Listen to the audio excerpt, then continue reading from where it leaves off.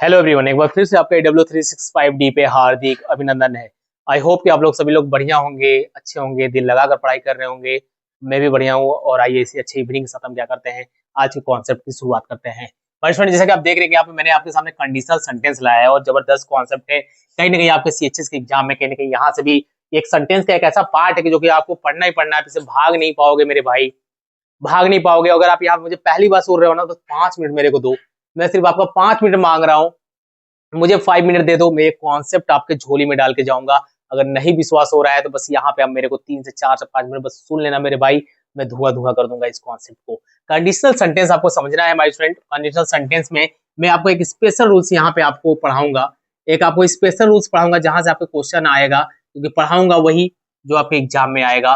और आपके एग्जाम को CHS का देखते हुए आपको मैं यहाँ पे पढ़ा रहा हूँ। और बाकी अगर माय स्टूडेंट आपको कंडीशनल सेंटेंस का हर एक टाइप, कंडीशनल सेंटेंस होता क्या है, उसके टाइप्स क्या है, अगर आपको पढ़ना है तो आप प्ले लिस्ट में जाइए AW365D के, और वहां पे मैंने आपको पूरा एक्सप्लेन किया हुआ है हर एक कंडीशनल सेंटेंस के टाइप को, कि जीरो कंडीशनल सेंटेंस क्या होता है, फर्स्ट कंडीशनल सेंटेंस क्या होता है, सेकंड कंडीशनल सेंटेंस क्या होता है, थर्ड कंडीशनल सेंटेंस क्या होता है। आपको मजा आ जाएगा। ये जो मैं पढ़ाने जा रहा हूँ बहुत ही जबरदस्त कंडीशनल सेंटेंस है, बस आराम से समझिएगा। यहाँ पे ये स्पेशल रूल्स है माय फ्रेंड। कंडीशनल कंडीशन का मतलब ही होता है, थोड़ा सा मैं आपको बेसिक बता देता हूँ, ठीक है। यहाँ पे कंडीशन का मतलब ही होता है माय फ्रेंड, यहाँ पे आपके सामने एक ऐसा कंडीशन दी जाएगी, एक ऐसी स्थिति दी जाएगी जिसका आपको क्या मिलेगा, जिसका आपको रिजल्ट मिलेगा, रिजल्ट देखने को मिलेगा।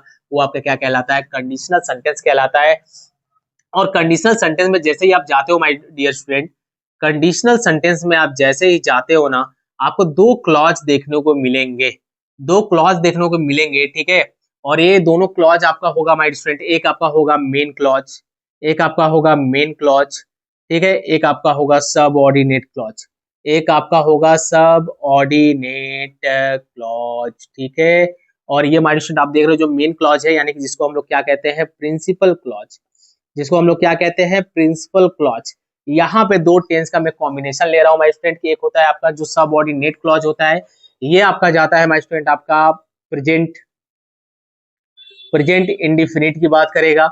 और जो आपका ये प्रिंसिपल क्लॉज है, ठीक है, ये आपका बात करेगा सिंपल फ्यूचर का, या फ्यूचर इंडिफिनिट कह सकते हो, फ्यूचर इंडिफिनिट टेंस, या फिर आप बात कह सकते हो सिंपल फ्यूचर का।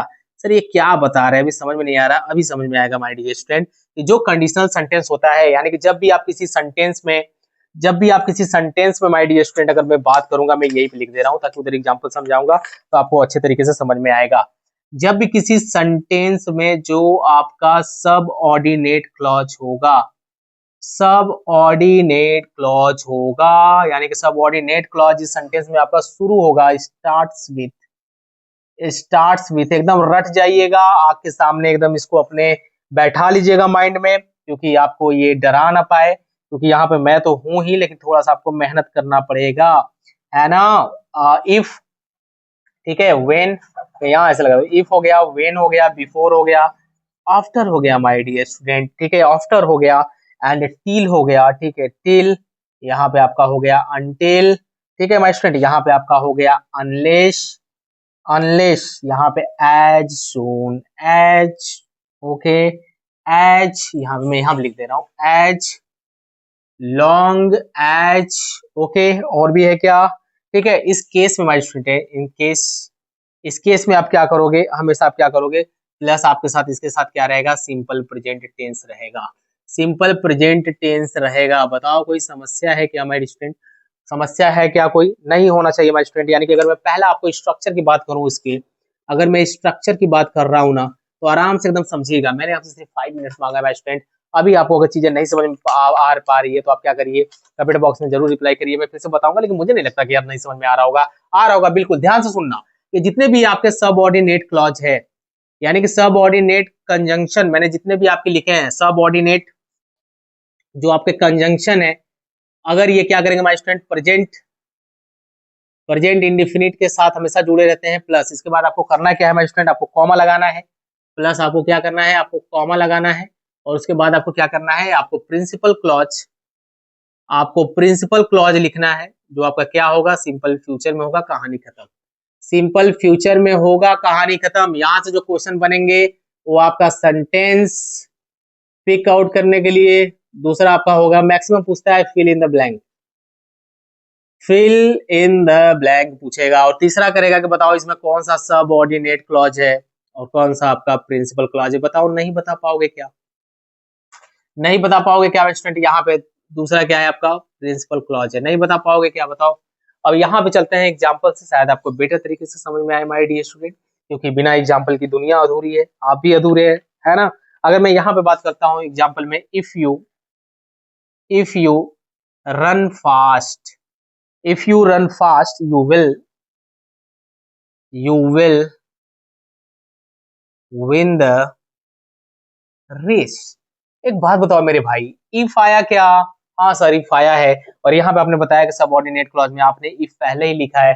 तो मेरे भाई जब यहाँ पे आपका माय स्टूडेंट इफ आ गया है, जब यहाँ पे आपका इफ आ गया है, तो इधर वाला देखना है कि प्रेजेंट इंडिफिनिट है कि नहीं। तो प्रेजेंट इंडिफिनिट क्या कहता है मेरे भाई? यही नहीं कहता है सिंपल सेंटेंस में कि सब्जेक्ट हो गया सिंगुलर, तो आप क्या करोगे? आप करोगे क्या कि आप वर्ब के फर्स्ट फॉर्म में एस या ईएस लगाओगे। लेकिन जैसे ही सब्जेक्ट हमारा होगा प्लूरल, आप क्या करोगे? सब्जेक्ट के बेस फॉर्म लिखोगे, यानी कि ओनली फर्स्ट फॉर्म लिखोगे। तो यहाँ पे यू तो आपका सब्जेक्ट जो है माय स्टूडेंट, ये आपका कैसा है? प्लूरल है। तो यहाँ पे आप जो वर्ब लगाओगे, वर्ब का फर्स्ट फॉर्म है, बिल्कुल चौकस है। इधर you will win the race, ये आपका क्या है माय स्टूडेंट? ये आपका सिंपल फ्यूचर है। बताओ मजा आ रहा है कि नहीं? तो फिल इन द ब्लैंक आएगा तो कर लोगे क्या? कर लोगे क्या? बिल्कुल कर सकते हो माय स्टूडेंट, और ये आपके एग्जाम में क्वेश्चन पूछता है। चलिए एक और मैं एग्जाम्पल लेता हूँ। वेन, यहाँ पे देखिए मैंने लिख दिया ही। अब यहाँ पे क्या होगा? कम होगा कि कम्ज? कम्ज होगा। यस सर, आप जोड़ दीजिए, ठीक है, बिना सोचे समझे जोड़िए। Here he will help me, he will help me. बताओ नहीं कर पाओगे क्या? इधर कौन सा है सर? ये सबऑर्डिनेट है। काहे के लिए? क्योंकि सब्जेक्ट के पहले सबऑर्डिनेट लगा है, इधर का प्रेजेंट इंडेफिनिट है, तो इधर वाला हमारा सिंपल फ्यूचर में होगा। इधर हमारा सिंपल फ्यूचर में होगा। एक चीज और माय स्टूडेंट, अगर मैं इसको उल्टा भी लिख सकता हूँ। अगर मैं लिख रहा हूँ यहाँ पे I shall teach her if she comes.